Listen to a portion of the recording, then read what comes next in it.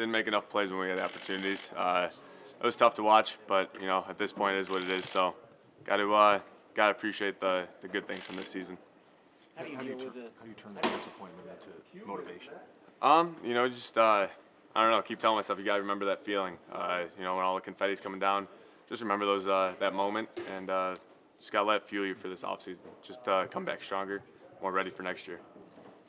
How do you deal with the media criticism, everything that's going to be happening for the next week, 2 weeks?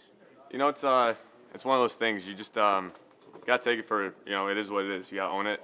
Gotta be a man, and I don't know, just attack it right down the middle, right in the face, and just look back at the season. I mean, there was a lot of good memories from this year.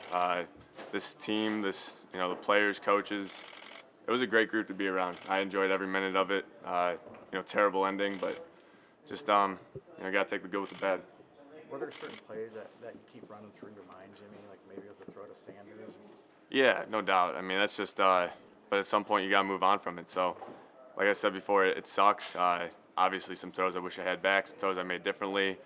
The one to E, just missing them, putting a little too much on it. But those are you gotta be a man. You gotta own up to those things. And so, some things I'd rather have back, but just this whole year, it's been incredible. Well, we saw the production from Emmanuel on the field. He's a pending free agent. How would you describe his impact off the field and what he meant to the receiving corps? Oh, you can't even describe it. I mean, just what he did, coming in the way he did, never never asking for the ball, never doing too much. He was exactly what we needed on this team. That veteran, presence for the younger receivers, for just everyone, myself included. Just everything he did, he did it with class, and couldn't ask for a better teammate. How much will you lobby to bring him back? I would love to have E back, and every way. Just like I said before, all the good things he did for us. But we'll see what happens. Just the guys, he's one of a kind. Love that guy. What is it about this team that gives you the confidence that you'll be back in this situation next year? Well, it'll be hard to get back here, but I think looking around this room, looking at all the guys, we got the pieces for it, and guys who have the right mindset for it, and that's the encouraging part. Just I think most guys feel just about the same way these last couple of days, but at this point, it is what it is. Obviously, your first full season has started about as full as one could be in terms of games played. How much better do you think you can be having this full experience in your belt and then another year removed from the injury going into next year? I think it'll only help us going forward. I think just like you said, it was a full year. I mean, everything we went through, all the big games at the end of the year, trying to get that one seed. One memory that just keeps coming back to me is the Redskins game. How before that game it was pouring rain, might have been 100 people in the stands, and our team was just out there ready to roll, man. The camaraderie that we had, it was a special group to be around. How important is it that there's so many players staying so that you have a good foundation for the future?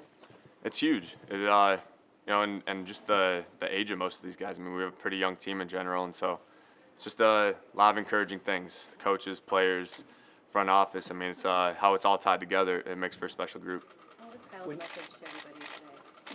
Kyle just, honest, straightforward like he's always been. Just, I think everyone's feeling just about the same way. It sucks, but, it is what it is. And at some point, you just got to be a man, accept it for what it is, and move on and, start getting ready for next year. Do you have areas where you want to improve, work on in the offseason?